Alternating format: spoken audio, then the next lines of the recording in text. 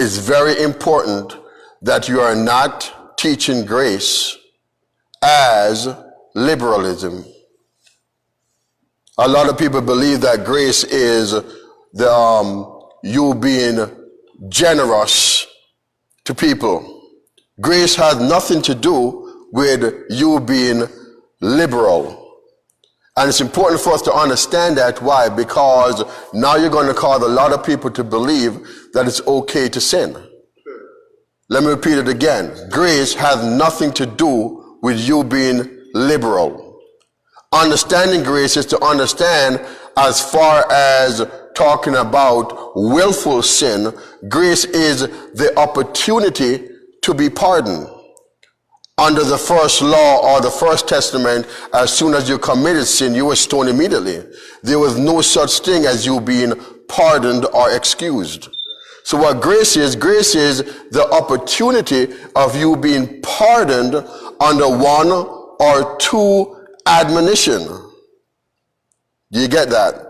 So when you see people sitting down and they're taking themselves and becoming punching bag, they don't understand grace, because grace is not you being a liberal.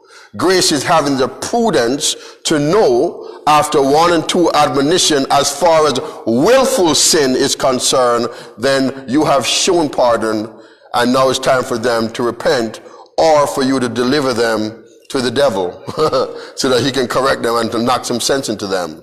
So it's important for us to understand what grace is. It's the opportunity of being pardoned under one and two admonition as far as willful sin is concerned. Now, you having human weaknesses and fault, that's a different scenario.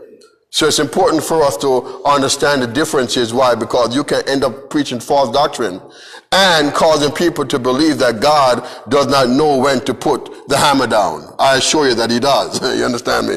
After one and two admonition, when it comes to willful sin, God expects you to change. God expects you to repent and believe the gospel.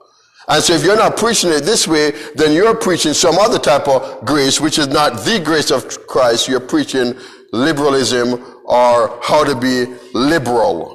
And what does that do? It causes people to continue to sin. It causes people to get emboldened to sin. Why? Because they're not understanding consequence and pain. And I'm here to tell you that the human race, we learn only one way: through consequence and pain. Stop lying.